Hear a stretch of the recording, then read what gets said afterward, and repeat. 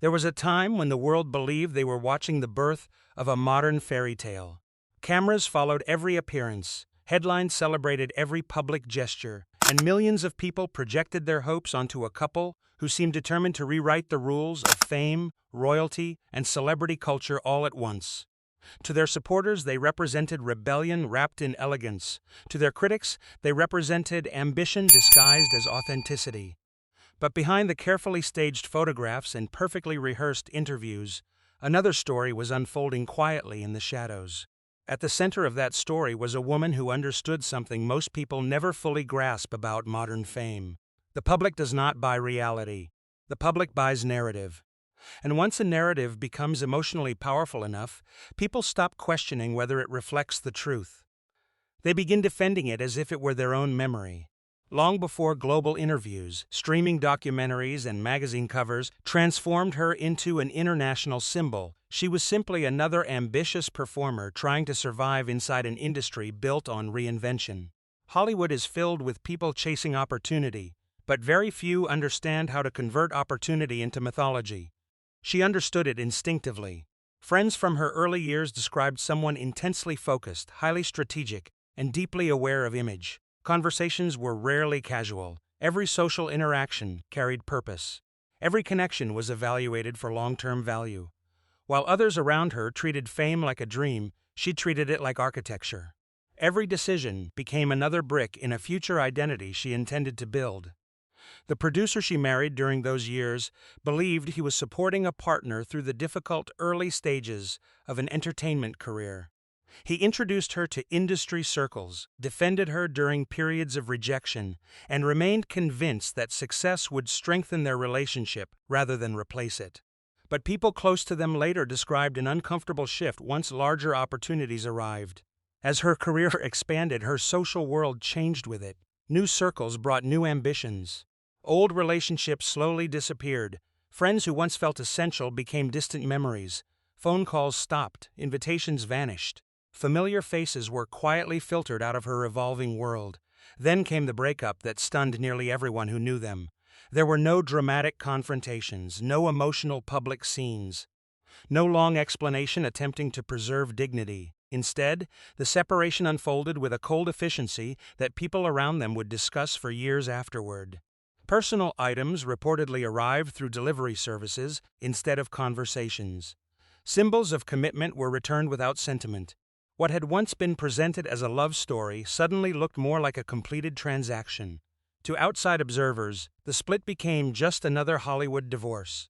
The entertainment industry moves quickly, and the public rarely pauses long enough to question deeper motives. But those closest to the situation sensed something more unsettling. The relationship had not simply ended. It had been professionally erased.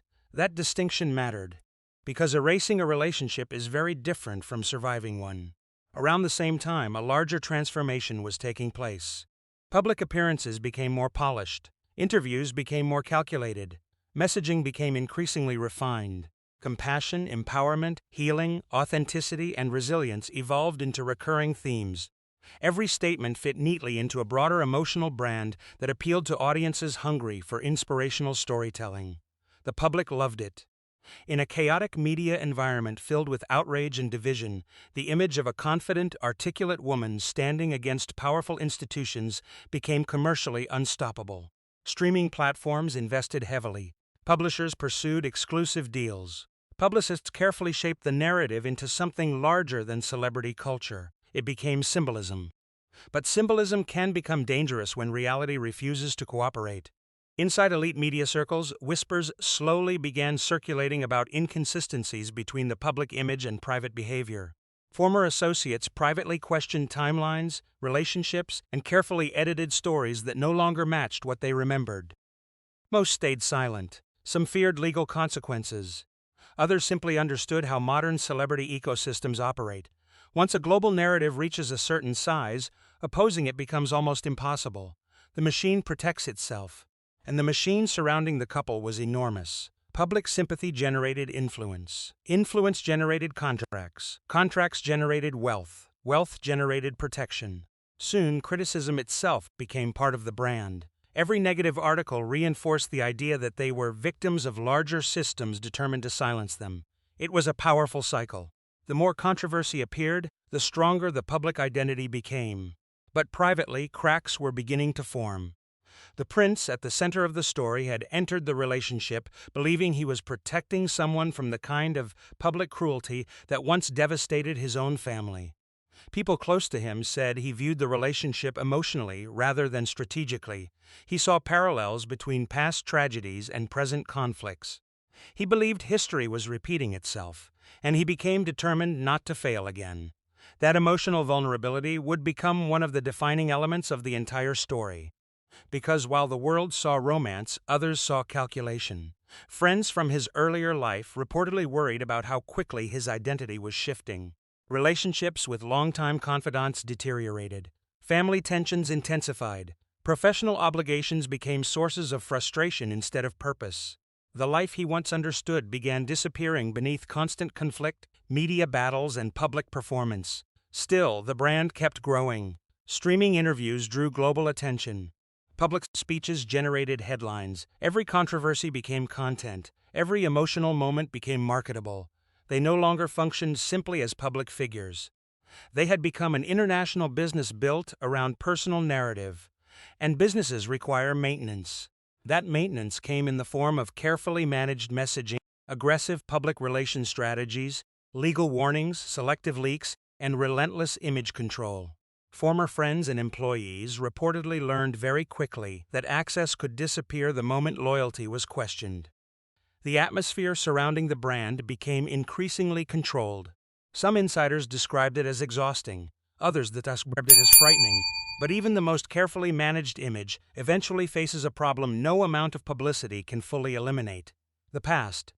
Because the past has a habit of resurfacing precisely when a public image becomes most dependent on hiding it. By the middle of the decade, industry observers began noticing subtle but important changes. Joint appearances became less frequent. Separate projects increased.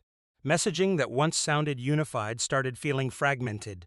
Behind closed doors, advisors quietly debated how to protect the business if the relationship itself became unstable.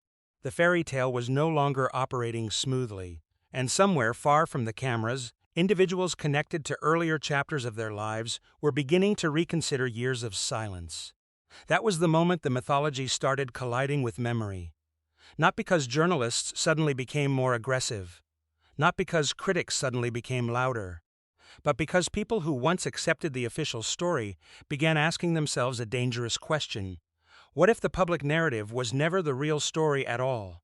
Chapter 2: The Cost of Reinvention. Reinvention is celebrated in Hollywood almost like a religion. Actors reinvent themselves. Politicians reinvent themselves. Public figures survive scandals by rebranding their identities before audiences lose interest. But there is a difference between evolving naturally and strategically reconstructing an entire life story. The woman at the center of this saga understood that distinction better than most.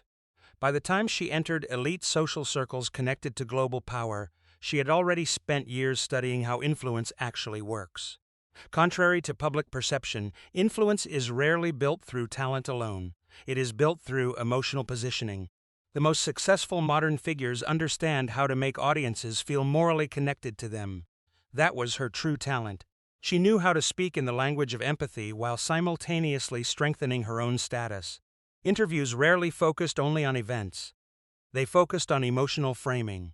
She presented herself not merely as successful, but as misunderstood. Not merely ambitious, but oppressed. Every criticism became evidence of persecution. Every disagreement became proof of systemic injustice. It was an extraordinarily effective strategy. Supporters defended her passionately because they felt they were defending larger ideals rather than a celebrity brand. The emotional connection became so powerful that questioning inconsistencies often triggered outrage instead of discussion. Meanwhile, the prince beside her continued drifting further from the world he once knew. People familiar with his earlier life described him as someone increasingly isolated from long-time relationships. The institutions he once trusted became enemies in his mind. Family members became symbols of betrayal. Former friends reportedly struggled to recognize the person he was becoming. The shift did not happen overnight. It happened gradually. That gradual transformation made it even harder for him to recognize what was occurring, because emotional dependency rarely feels dangerous while it is developing. It feels protective. The couple framed nearly every conflict as a battle between truth and cruelty. Public interviews reinforced the idea that they were standing alone against enormous systems designed to destroy them. Audiences responded emotionally because the narrative mirrored classic storytelling structures: heroes under attack, villains hiding behind institutions, courage triumphing over silence. But behind the scenes, former associates quietly questioned how much of the conflict was organic and how much was strategically amplified. Several individuals who once worked near the couple later described environments dominated by emotional volatility and constant image management. Staff turnover became noticeable. Internal disagreements reportedly escalated quickly. Loyalty became increasingly important. Some employees allegedly felt they were working inside a permanent crisis campaign. Every article mattered. Every headline mattered.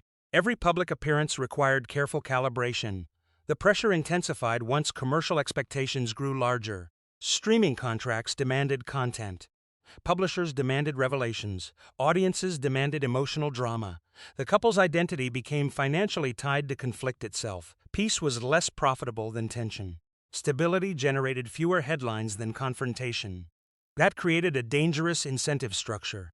The more dramatic the narrative became, the more valuable the brand appeared. By this point, critics were no longer merely criticizing behavior. They were questioning authenticity itself. Was the public seeing genuine vulnerability? Or were they witnessing a highly sophisticated media strategy built around emotional manipulation? The question became even more explosive as older relationships resurfaced in public conversation. Former friends, associates, and industry insiders started revisiting stories from earlier years. Some described ambitious networking. Others described calculated social climbing. A few painted far darker portraits involving selective loyalty and emotional coldness. None of it fully broke into mainstream consensus, but the whispers grew louder. And whispers become dangerous when they start aligning with visible patterns. At the same time, the prince appeared increasingly exhausted. Public appearances that once seemed energetic now felt strained. Interviews carried undertones of frustration rather than inspiration. Observers noticed growing signs of emotional fatigue. The image of rebellious freedom that initially captivated audiences began evolving into something heavier: isolation, disconnection, regret. Those words started appearing more frequently in commentary surrounding the couple. The irony was impossible to ignore. They had left one institution claiming they wanted privacy and peace, only to build a global media empire entirely dependent on public exposure.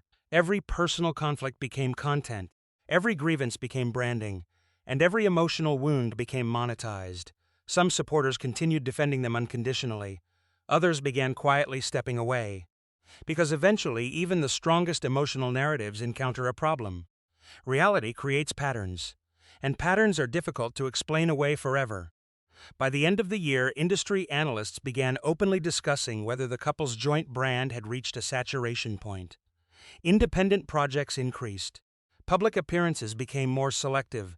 Separate teams reportedly started managing different aspects of their careers. The language surrounding them changed too. Instead of hearing words like historic and transformational, commentators increasingly used terms like sea,